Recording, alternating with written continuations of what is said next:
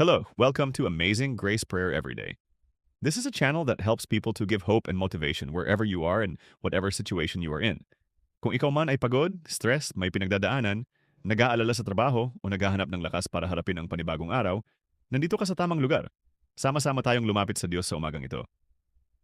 Magandang umaga! Bago ka magsimula sa trabaho, gusto kong ipaalala sa iyo na hindi aksidente ang paggising mo ngayong araw.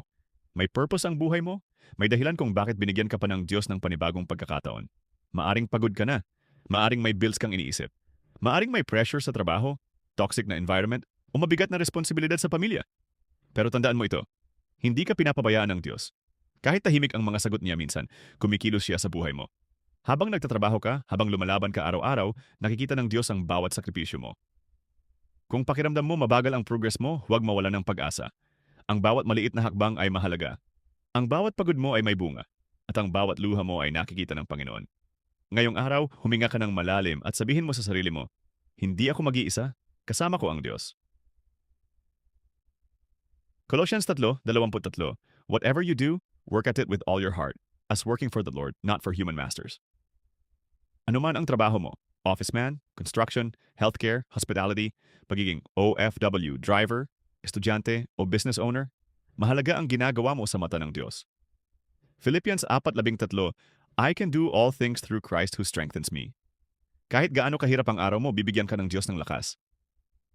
Psalm 17:17, May the favor of the Lord our God rest on us. Establish the work of our hands.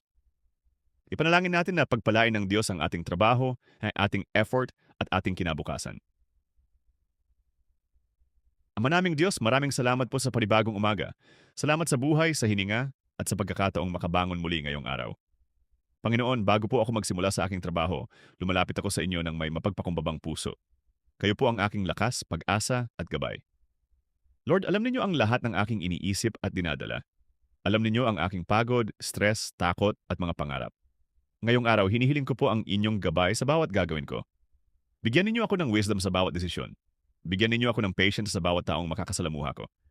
Bigyan ninyo ako ng lakas kapag nakakaramdam ako ng pagod. Panginoon, protektahan ninyo po ako saan man ako magpunta. Ilayo ninyo ako sa aksidente, sakit, gulo, at anumang kapahamakan. Pagpalain ninyo po ang aking trabaho. Pagpalain ninyo ang aking mga kamay upang maging productive ako. Tulungan ninyo akong maging mabuting tao at maging ilaw sa iba kahit sa simpleng paraan lamang.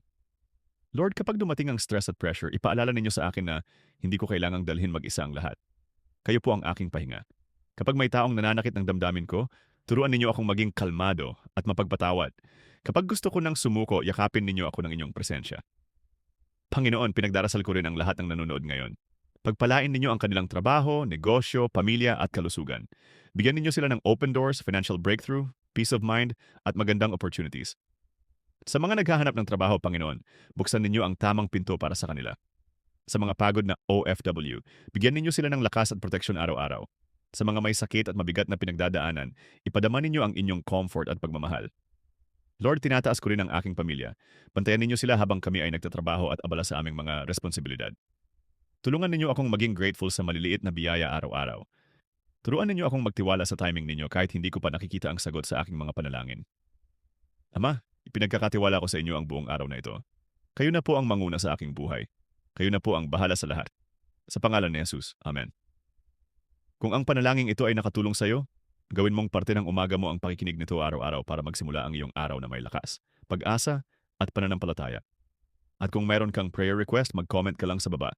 Ipagdarasal ka namin. Huwag kalimutang mag-like, mag-subscribe, at i-share ang Amazing Grace Prayer everyday para mas marami pa tayong maabot at mabigyan ng pag-asa sa pamamagitan ng panalangin. God bless you at magkaroon ka ng mapayapa at pinagpalang araw.